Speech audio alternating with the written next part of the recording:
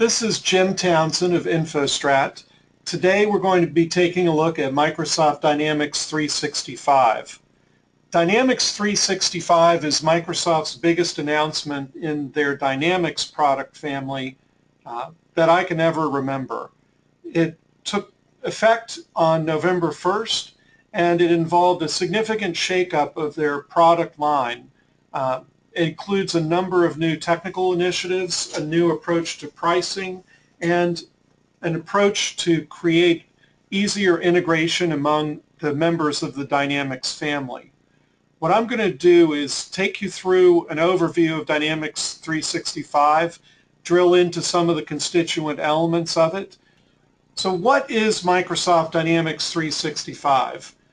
The way that I look at it is Dynamics 365 is a new brand that's been applied to a number of Microsoft products.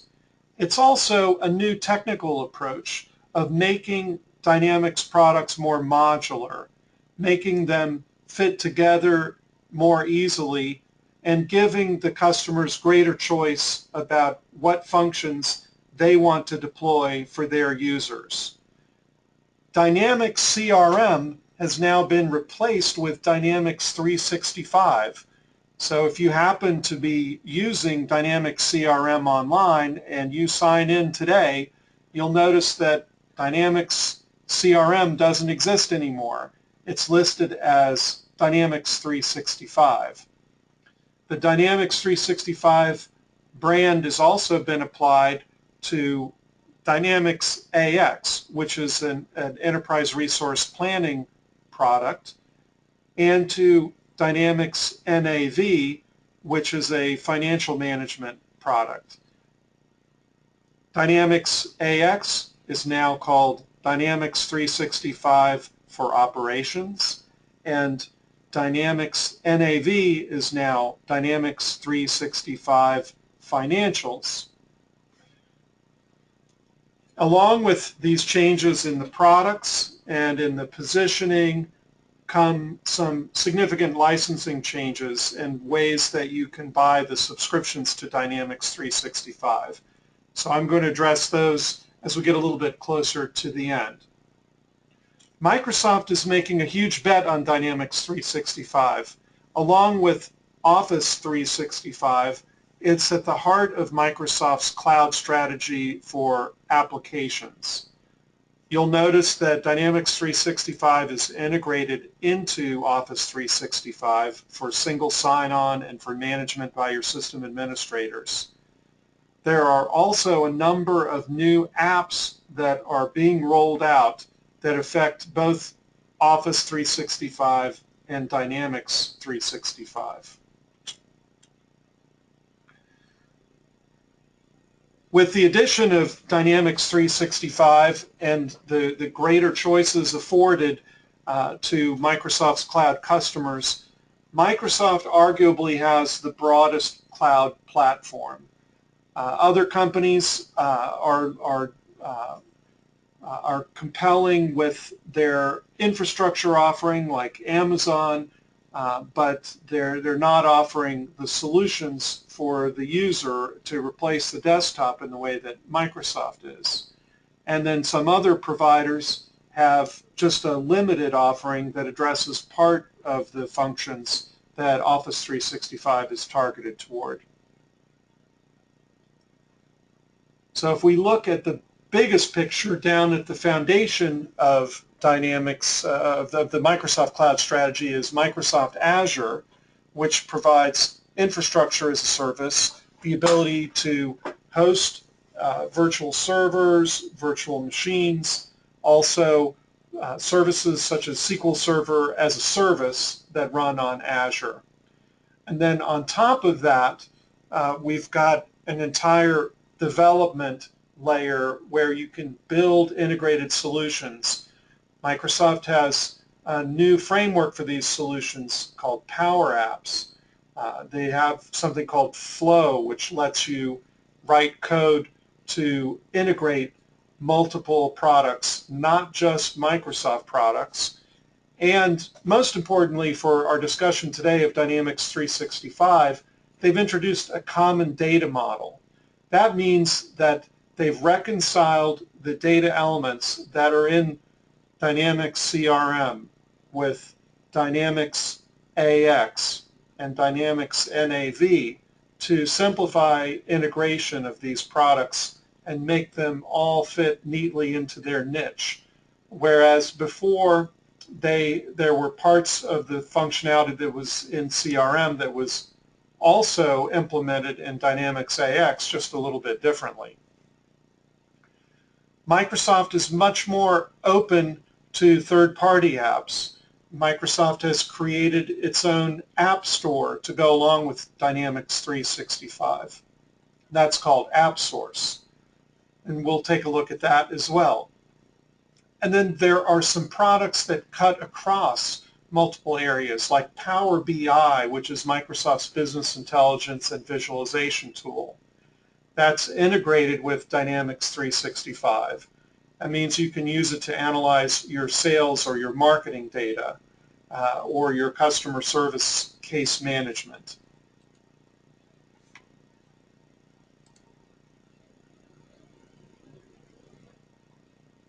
One of the big changes in licensing is that Microsoft is making it much more granular and a wider menu to choose from. That means that you have different roles within an organization, and rather than purchasing a subscription that includes all the products, you can license by app. For instance, giving licenses to people in sales for only the sales functionality. You can also license by roles that cut across apps. And the way that Microsoft is accomplishing this is by individual subscriptions and also by bundles that allow you a discount on buying more than one of these. I've got a question: is Office 365 and CRM part of Dynamics 365 now built on Azure? I think that I'm correct to characterize this as saying not exactly.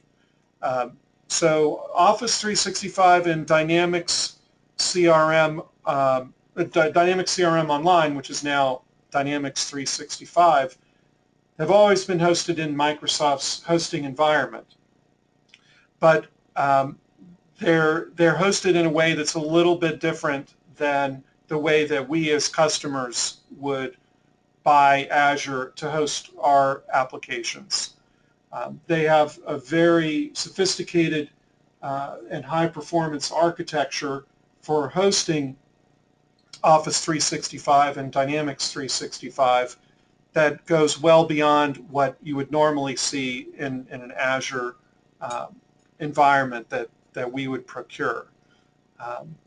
So I think it's reasonable to say that Microsoft is taking advantage of its technology across the board in all their cloud offerings, and they're also using the learning that they gain for each of these products across them. I've got a follow-on question: are they moving to Azure? So I think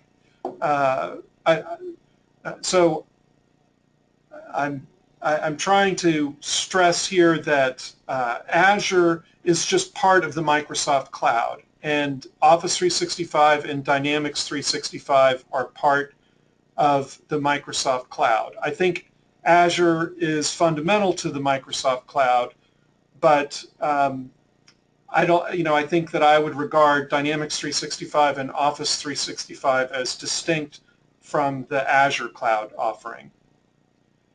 Another question is, well, what about on-premises?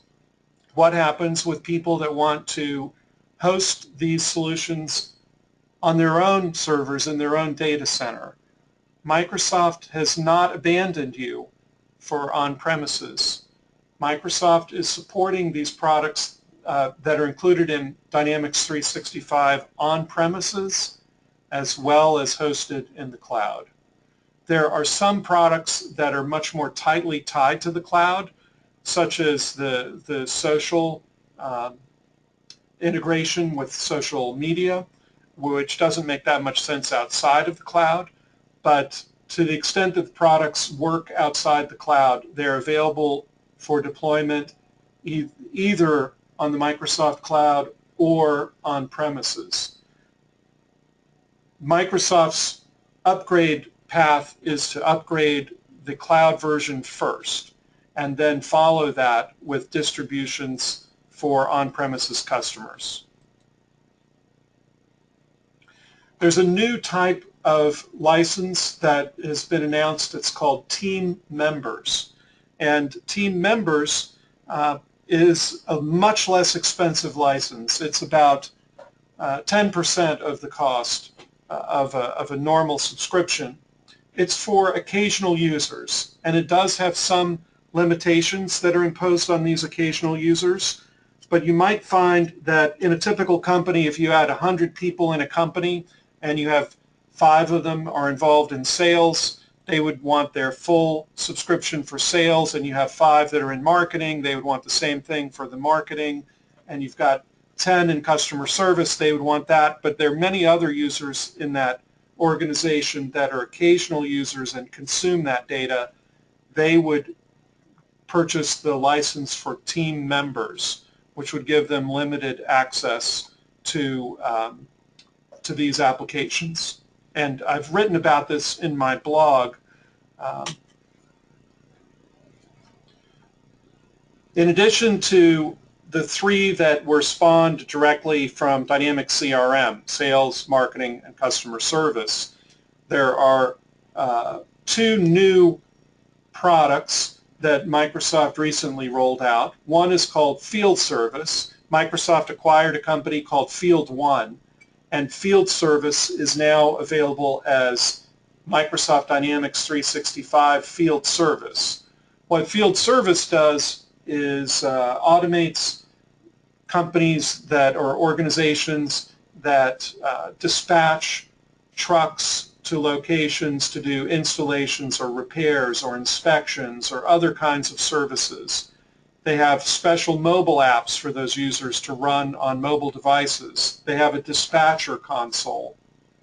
They have an extensive amount of functionality that for some customers is going to meet a large number of new requirements that Dynamics CRM didn't meet out of the box. Another new product is Field Service, is Project Service.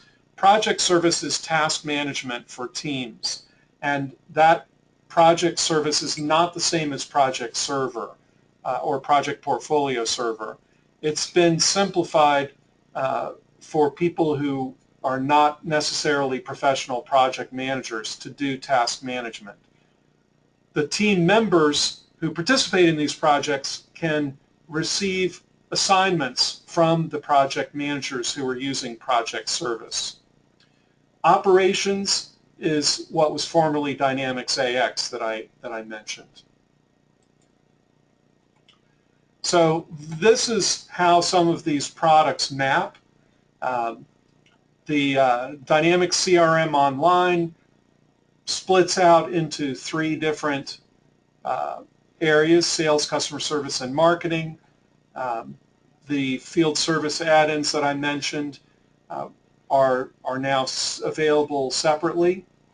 And then you can purchase in the enterprise version the sales and customer service in a bundle called Plan 1. Okay, I've got a question. Does Dynamics 365 Field Service offer truck routing? Yes, it does.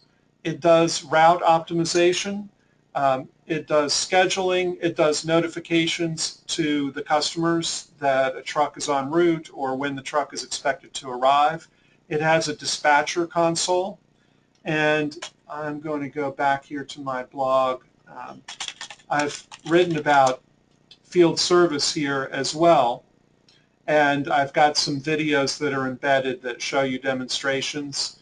The PC version, this is what a dispatcher sees, which is color-coded, and then there is a mobile client, so that person who's working out in the field can do things like accept payments and take photographs of something that they're looking at.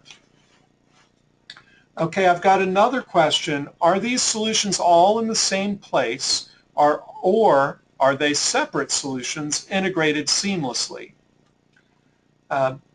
So I'm going to go with A, they're all in the same place. And what I mean by that is, let me just go here.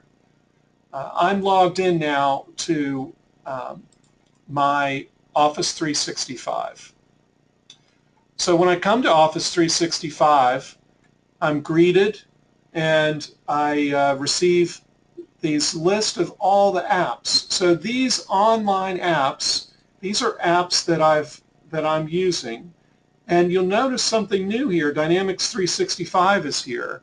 That was not there on October 30th or the 31st, but it's there now where CRM used to be.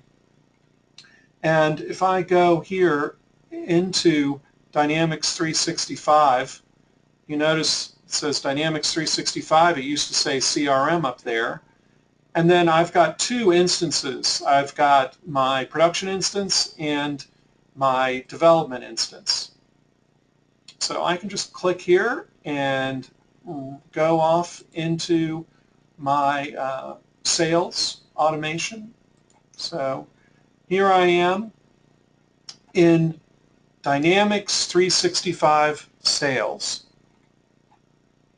So this is still in the same place that it was before in Office 365, and all these apps live there. What that means is that you can go and get more of them. So here, if I go as an administrator, Dynamics 365 Administration Center, you can see I've got different solutions and different apps. And there's also something called App Source, which is right here inside Dynamics 365. This is Microsoft's App Store. It has products that are from Microsoft. It also has products that are from third-party vendors like InfoStrat. So I can browse through these and I see, oh, here's one. It's the Project Service one. This is from Microsoft. And so if I hit try, get a trial, then I can go ahead and install that into my instance of Dynamics 365.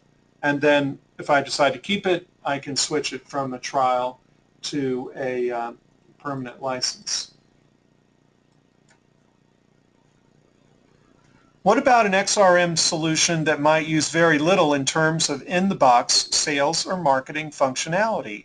How would this translate and be licensed? Fantastic question. Microsoft has a new license available. Let me just back up and say much of InfoStrat's business is geared toward XRM, or building custom solutions on top of the CRM platform. And we've been wanting, and many Microsoft partners have wanted to have a less expensive license that would give people the right to use the underlying platform and the data model and some of the basic functionality, but we're not really using it for sales, or we're not really using it for customer service. So there is a new license that's called Power Apps. And if you purchase the Power Apps subscription, then you're entitled to run XRM apps, but not to run, let's say, opportunities in sales or cases in customer service. So that's how that would map in. But it is using the same development infrastructure, it's using the same hosting infrastructure, it's using the same application development infrastructure as well. I can virtually hear everyone oohing and ahhing at this point. Does Power Apps still have accounts and contacts? Yes, it does, and it also has marketing lists, which is a very handy function. Microsoft has documented what are all the pieces that go with each of these editions. And I'm going to share with you some links to go started, or I'm trying to be pretty faithful about posting them on my blog, so I've got a common place to go back and refer to. Okay, so there's a new concept in Dynamics 365, which is editions.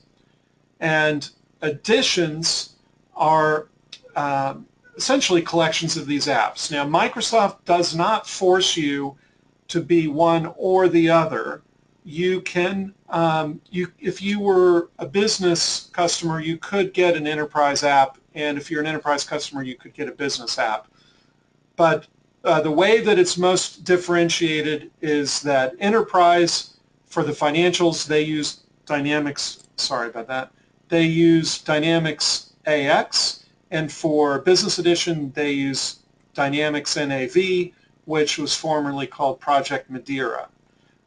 Another difference is that there is a higher minimum. I believe that 20 is the minimum for enterprise, and I think business, it's 10 is the minimum for this bundle.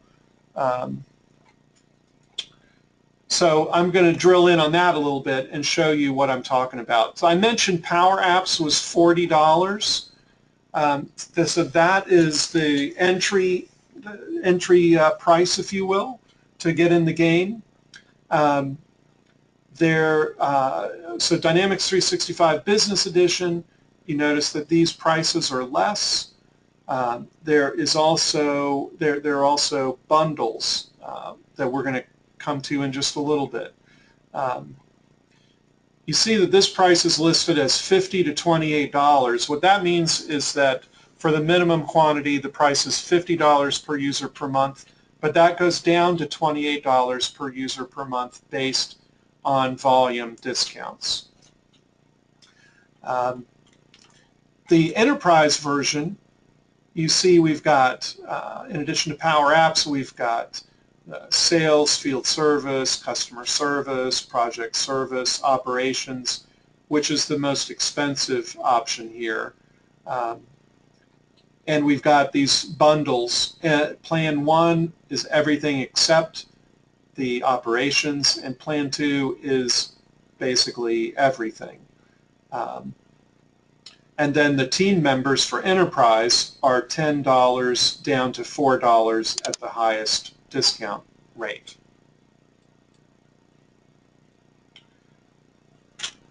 So what's happening is there's more granularity, and if we look at the steps in the discounting for enterprise, if you're a large organization, then it steps down, and at the threshold of 100 users, you're always below the price of just a single product before. So for instance here, if you were buying this sales for $95, then after you hit 100, it crosses over and it becomes below $90. It's less expensive than if you just purchased the single app. This also means that if you look at your users more carefully, you can segment them into different groups to optimize the price. As I was saying before, you'd want to determine which people need sales, which people need marketing, which people need customer service.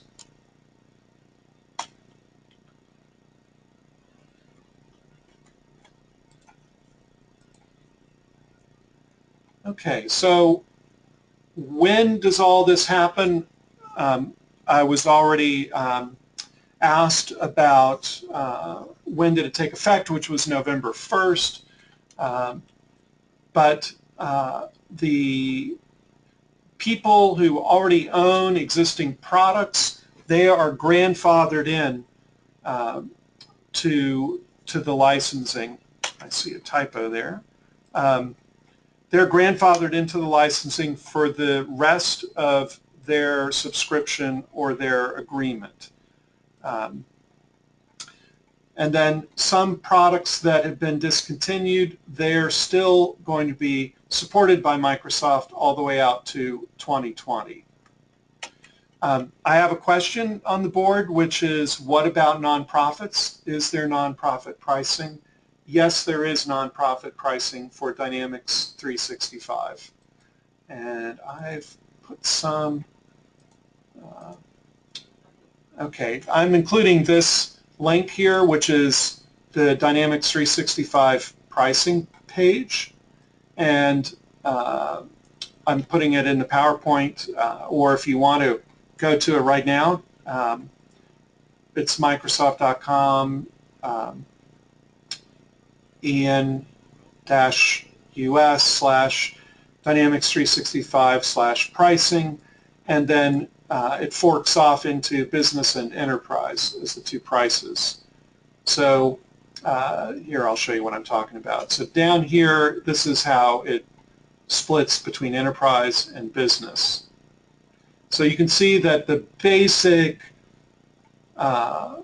plan here for the financials, $40 for the accounting type of user and $5 a month for the team members.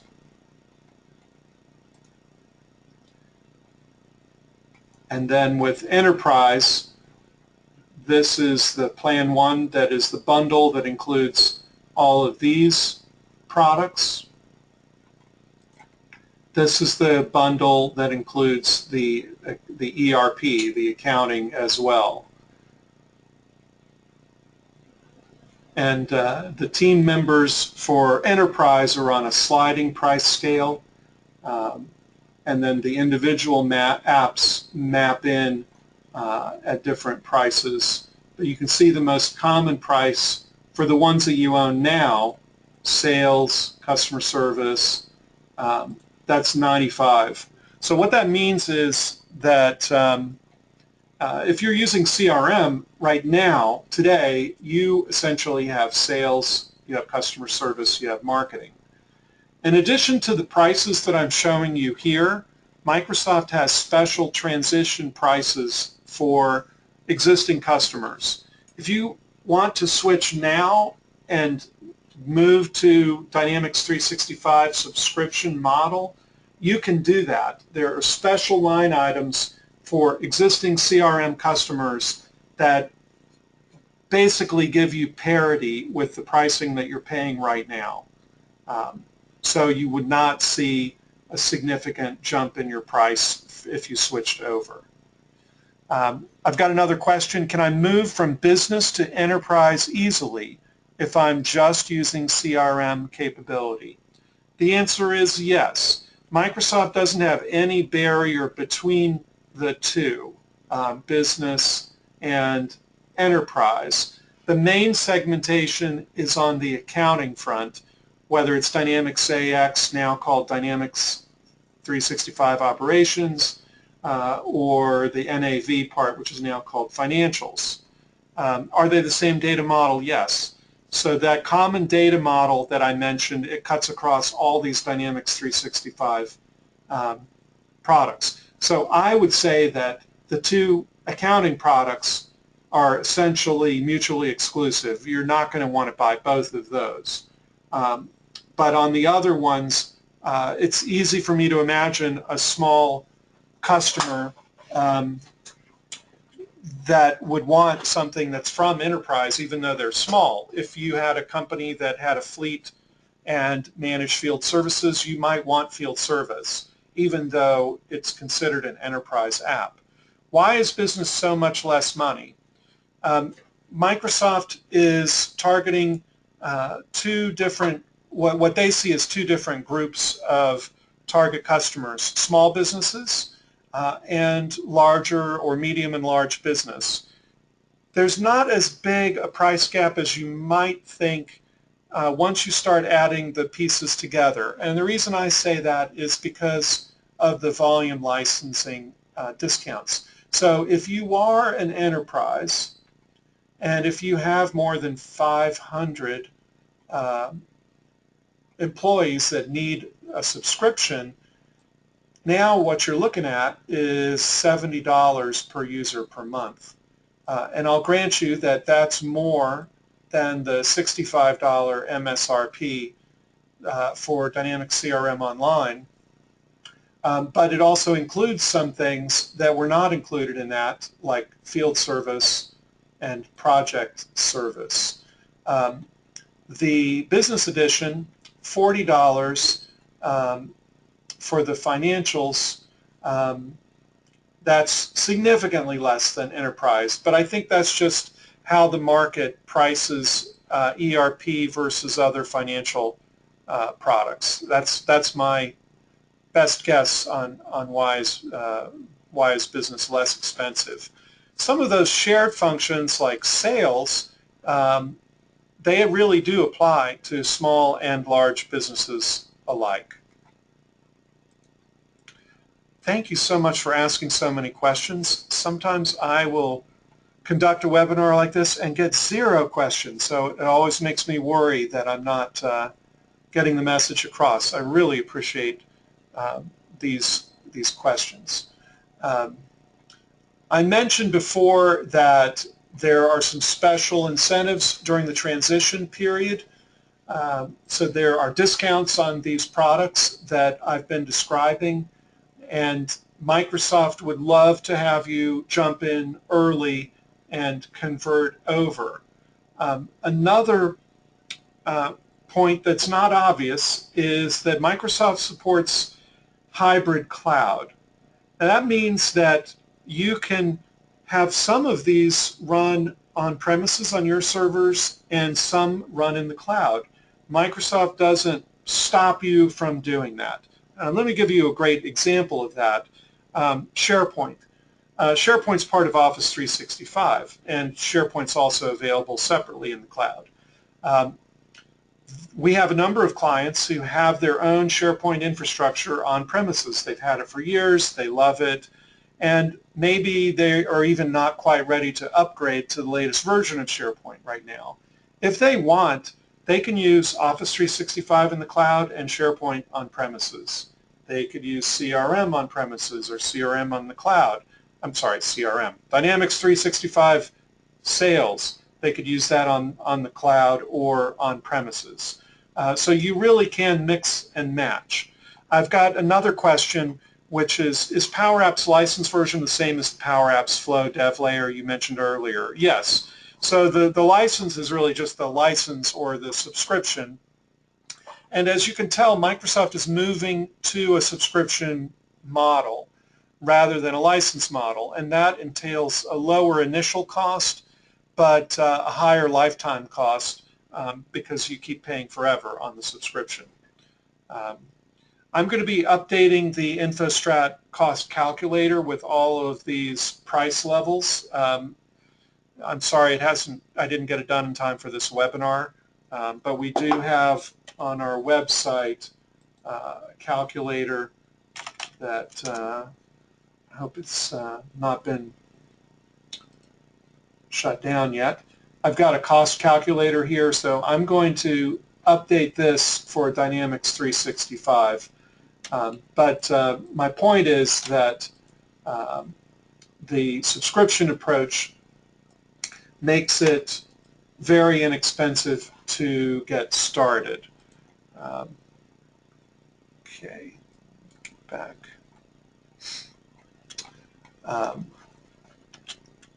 I've got a follow-up here. Another vendor told me on-premise was not the way Microsoft are going. Is it going away? So Microsoft has not announced that it's going away. I think that the industry is definitely leaning toward cloud. Microsoft is following the industry. Microsoft has a very large installed base that's on premises, and they have some large customers that have some preference or unique requirements for being on premises.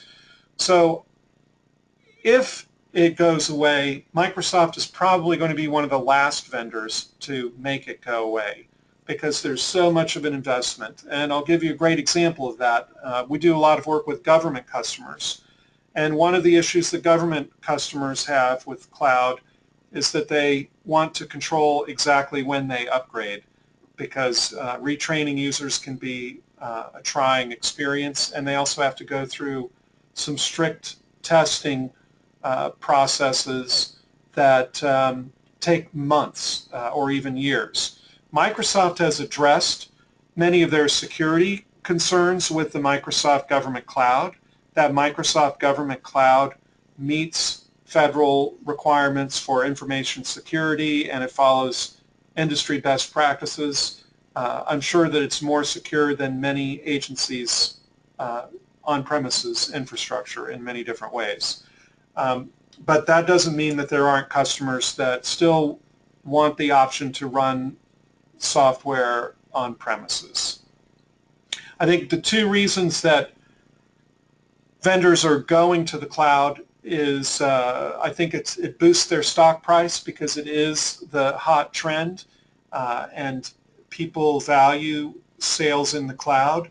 They also see that it represents an annuity stream of income because the customer's dependent on that vendor forever, and they have to keep paying their bill to keep the lights on. I think another reason is because it does give the vendor more control, and it lets the vendor install upgrades and do things to all their customers at once in a way that's much easier than if it's on premises. Okay, so this is just another way of looking at this Dynamics 365 ecosystem, if you will. AppSource is a place for third-party plugins and other apps. Office 365 and Dynamics 365 living side by side with these what's now called apps. I have another theory that calling something an app instead of a product boosts the stock price. So I think we'll see more of that trend as well. People just like the talk of apps better. I mentioned that there are pieces that cut across product categories.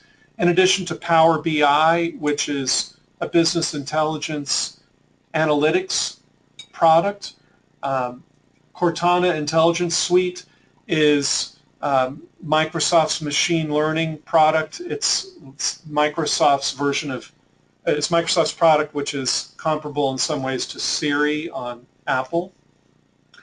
And they're using this intelligence across many of the products. Azure IoT Suite.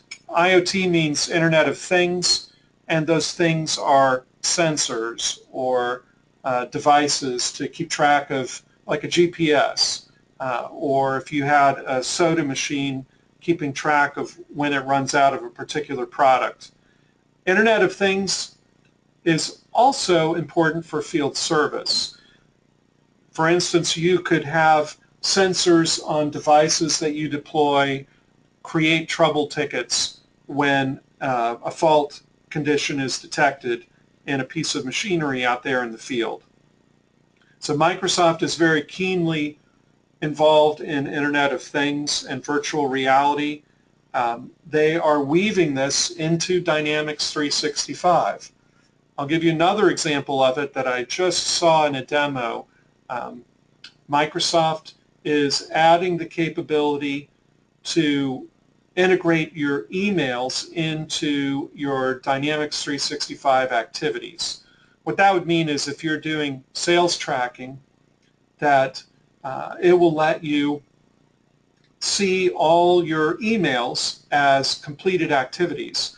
And by doing that, you could then use machine learning to identify patterns such as how many emails did I get from a customer before, from a prospect before they became a customer? Or who are the most influential people in my company, and who are the people at my client that we're talking with the most? Is it the technical people? Is it the business people? What's the pattern there? So Microsoft's investing a great deal, and I think this is all very promising for us because this investment means that these products are not going away anytime soon. This is really at the core of Microsoft's strategy.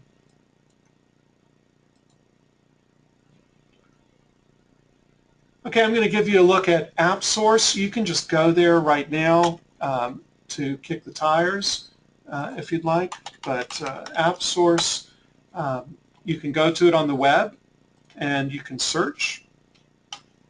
So if I search for the word field, then I can see, oh, there's the field service.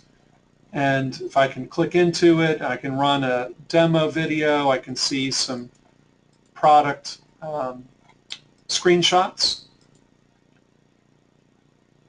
And then I can sign up for a trial right here. It's also available inside AppSource. So, I'm sorry, inside Dynamics 365. So here I am, Dynamics 365, and if I click this for AppSource, up pops that screen to look in AppSource, and I can search by category. Dynamics 365 Sales, which is where I am right now, if it looks like Dynamics CRM, that's because that's what it is. It's really just another way of looking this. It's Dynamics CRM. Microsoft is splitting it into those three constituent components that I mentioned. So there's nothing to worry about in terms of a learning curve if you're an existing Dynamics CRM customer. This is not going to be some big disruptive change. This change already has happened on November 1st. The roadmap for the product, on October 31st, it was called Microsoft Dynamics CRM Roadmap. Now it's called Dynamics 365 Roadmap. And you can see that they've sliced it out by enterprise and business. Under business, financials is the main thing that's dedicated to that side of the house. And so you can see, if I want to see what's new, these are all new features that are being rolled out by category. I can look at the past roadmap, and I can also see what's coming up. So Microsoft's already announced what's going to be in their spring edition, and so you can see in the roadmap what they're going to add. Is this, so I've got a question, is the CRM part just rebranded? My short answer is yes. So these features would have been in the CRM roadmap, but now they're in the Dynamics 365 roadmap. And some of them will slot into one of those three main areas of CRM. Sales Digest, an overview of all objects that have been recently updated and their impact on the pipeline. That's going to fall under Dynamics 365 Sales. Something about leads, that's sales. But other things may end up in marketing or in customer service. If you have an existing solution XRM, is there a migration that must be performed in terms of customization or data to transfer your system into one of the newer versions, such as Power Apps? Is this automatic and only the licensing changes?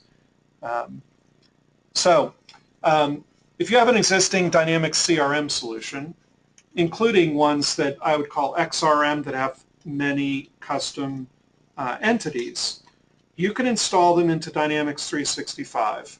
That architecture is still there. You take a solution like a managed solution or an unmanaged solution and you install it.